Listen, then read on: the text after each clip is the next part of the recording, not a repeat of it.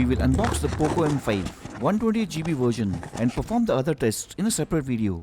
In this comparison video, we are going to focus on the areas where the Realme GT Neo 3T was a disastrous fail.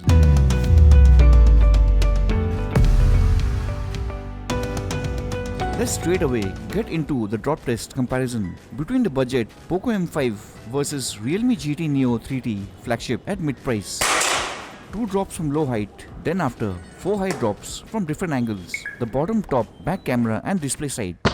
Will the cheaper Poco M5 do worse than the flagship Neo 3T?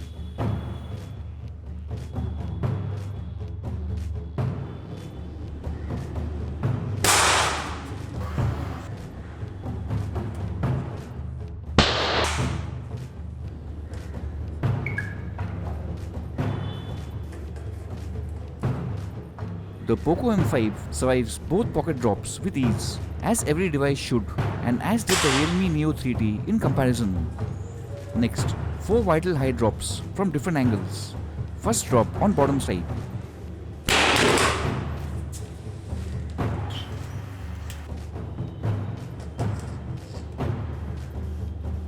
The Poco M5 bottom is extra strong in comparison to the shatter suffered on the Realme Neo 3T.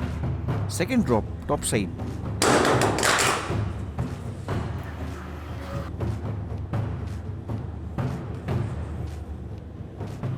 Just a slight mark at the corner, which proves the importance of production.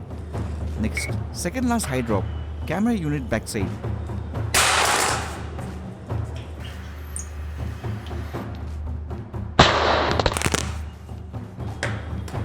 Everything seems fine as of now. No issues, shatter or damages. Next, the riskiest drop you have been waiting for, on the display screen side.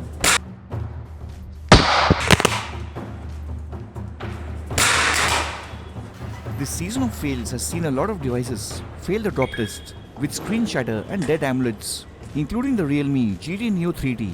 But the Poco M5 has maintained a super strong record of Poco of never failing till date. Next, on to the liquid resistance test. Mind you, the Poco M5 is a budget device with a starting price of 12.5k for the 64GB variant, whereas the costlier Neo 3T is a mid-price flagship. And even at this low price, the Poco M5 has IP53 certification for dust and water resistance, but the Realme Neo 3T is not IP rated, even though both have rubber sealants in place. The yellow rubber sealant on the GT Neo 3T wasn't of much help though against the liquid abuse and suffered some issues. Again, as expected of me or Poco, the Poco M5 does have olophobic coating on the tempered glass protection, unlike budget Realme and BBK who always cost cuts. The GT Neo 3T did have some of it, though not 100%. Also, a definite awesome stuff is the fact that the audio seems to be totally unaffected at this stage by the liquid abuse we have thrown at it and endured, or else it wouldn't have passed over to the light splashing round. Negative effects of liquid on the audio with low sound distortion is the sign of initial liquid damage. The GT Neo 3T also had no effect on the audio, but it did start suffering from camera fogging issues from light splashes itself. This is an interesting fact and makes its liquid resistance capabilities worse than budget devices, including Realme's own budget phones, which don't even have rubber seals on them. Besides camera fogging issue, we are also hoping to not face headphone icon issue, black screen issue, screen flicker and other temporary issues. And most importantly, a completely damaged display like the GT Neo 3T and Realme 9 Pro among the recent liquid failed devices.